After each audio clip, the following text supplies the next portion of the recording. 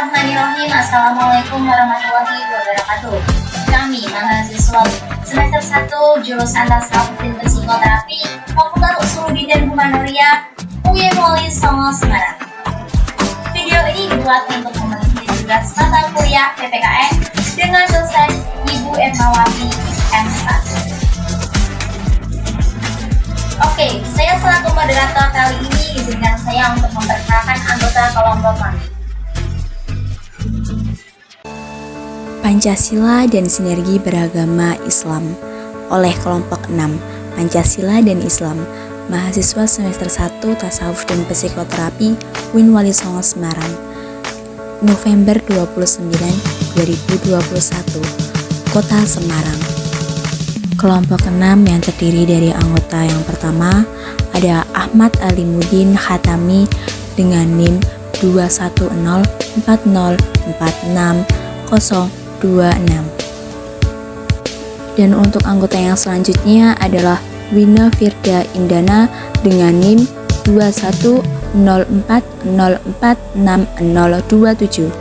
Anggota yang berikutnya ada Diah Ayu Islamiati dengan NIM 21040460628. Dan anggota yang berikutnya adalah Syifa Suci Mailani dengan NIM 21040460629.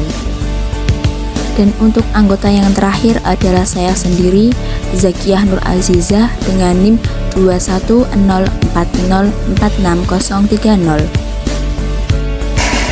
Saya Dewi Islamiati. Di sini akan mempresentasikan sejarah Pancasila.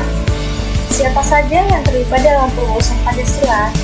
Menurut sejarah, Pancasila dirumuskan oleh para tokoh-tokoh nasional juga para ulama ikut turut adil dalam menangani masalah perumusan Pancasila tersebut, di mana tokoh ulama mempunyai peranan yang sangat berpengaruh dalam perumusan Pancasila yang Islami. Pancasila yang menatakan kerahmatan lil alamin sesuai anjuran Islam.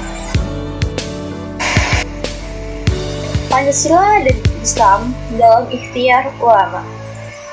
Dalam sejarah dikatakan bahwasanya setelah terjadi proklamasi kemerdekaan pada tanggal 18 Agustus 1945 atau 10 Muharram 1364 Hijriah, para ulama berhasil dalam merumuskan pendalaman lebih atas Undang-Undang Dasar 1945 dalam memaknai ketuhanan yang Maha Esa. Beberapa ulama sepakat jikalau Tuhan yang Maha Esa mencerminkan pengertian tauhid menurut akidah Islamiyah.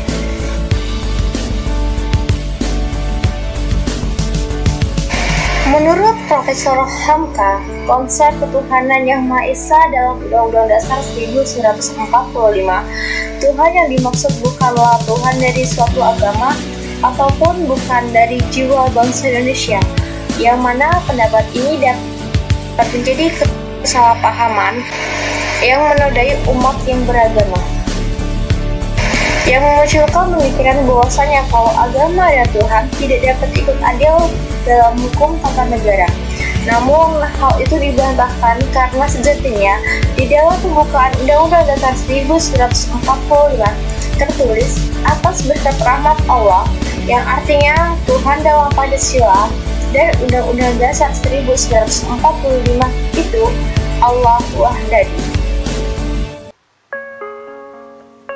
Hubungan Islam dengan Pancasila. 1. Pancasila sebagai falsafah negara, bukan agama dan tidak dapat menggantikan kedudukan agama. 2. Ketuhanan yang Maha Esa sebagai dasar NKRI sesuai pasal 29 ayat 1 Undang-Undang Dasar 1945 yang menjiwai sila lain, mencerminkan tauhid dalam Islam. 3. Bagi para ulama NU, Islam merupakan akidah dan syariah meliputi aspek habluminallah wa habluminanas. 4. Atas dasar sikap tersebut, NU berkewajiban menjaga dan mengamankan pengertian yang benar dan pengalamannya yang murni dan konsekuen oleh semua pihak. Nilai syariat Islam dalam tiap Pancasila. Islam adalah agama rahmat untuk alam. cinta akan sebuah kerukunan, toleransi, keadilan, gender, dan tentu semua aspek dalam hidup di dunia. Di Indonesia sendiri, adanya sebuah Pancasila sebagai dasar atas asas kebangsaan yang berarti dasar kesamaan sebagai bangsa Indonesia, bukan dari kesamaan budaya. Dalam hal ini, nilai-nilai syariat Islam juga secara tersirat dan gamblang telah ada pada masing-masing sila dari Pancasila. Nilai syariat Islam dalam Pancasila.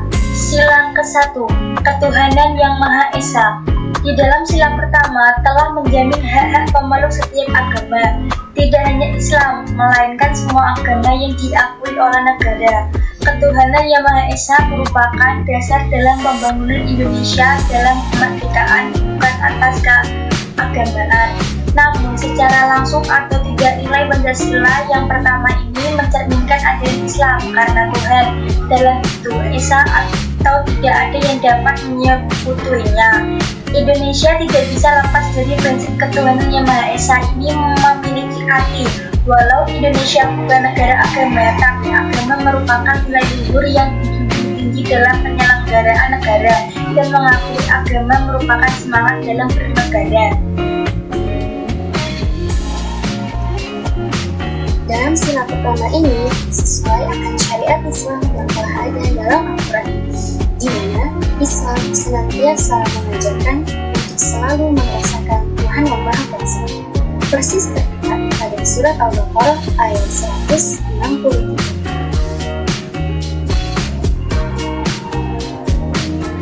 Selanjutnya ada sila kedua. Pada sila kedua ini ditunjukkan bahwasanya Indonesia menghargai dan menghormati hak yang melekat pada diri pribadi manusia, sesuai dengan konsep hablum minan nas atau hubungan sesama manusia. Islam mengajarkan kita untuk saling menghargai sesama makhluk ciptaan Tuhan. Tentu saja, dalam konteks ini tidak diperbolehkan adanya diskriminasi dan selalu bersikap adil. Konsep ini juga terdapat pada surat Al-Maidah ayat 8. Kemudian terdapat sila ketiga, yang mana konteks persatuan Indonesia. Pada sila ini ditunjukkan kepada dunia bahwa Indonesia dibentuk atas asas persatuan dan juga merupakan sesuai akan kerangka ajaran Islam, yaitu ukhuwah Islamiyah atau hubungan sesama Muslim dan ukhuwah Insaniyah atau hubungan sesama manusia. Hal ini sebagiannya dapat menciptakan sebuah keharmonisasian yang jauh dari pertikaian antara masyarakat. Pentingnya persatuan ini juga telah disebutkan dalam Al-Quran surat Al-Imran ayat 103 dan surat Al-Hujurat ayat 10. Selanjutnya yaitu sila yang keempat yang berbunyi kerakyatan yang dipimpin oleh hikmat kebijaksanaan dalam permusyawaratan dan perwakilan. Di sila keempat ini menegaskan bahwa musyawarah merupakan hal yang bijak dalam menyelesaikan masalah dari semua pihak dan pihak itu berdiri sama tinggi. Selaras akan nilai luhur ajaran Islam, musyawarah atau syura adalah hasil kesepakatan bersama yang dijalankan dengan rasa keikhlasan yang penuh. Konsep ini tercermin dalam Quran surat Al-Imran ayat 159. Selanjutnya yaitu sila yang kelima yang berbunyi keadilan sosial bagi seluruh rakyat Indonesia. Sila kelima ini mengisyaratkan bahwa adanya sebuah keadilan dalam penyelenggaraan agama yang tidak pandang ras, suku, agama, etnis, dan budaya. Sesuai akan ajaran Islam, yaitu Islam sebagai agama yang rahmatan lil alamin dalam segala aspek kehidupan. Keadilan juga tersurat dalam Al-Quran surat An-Nahl ayat 60. Cukup sekian presentasi dari kelompok 6. Mohon maaf ada kesalahan kata ataupun kalimat yang tidak sesuai di hati. Kami kelompok 6 mengucapkan terima kasih sebanyak-banyaknya. Kami izin undur diri. Akhirul kalam. Wassalamualaikum warahmatullahi wabarakatuh.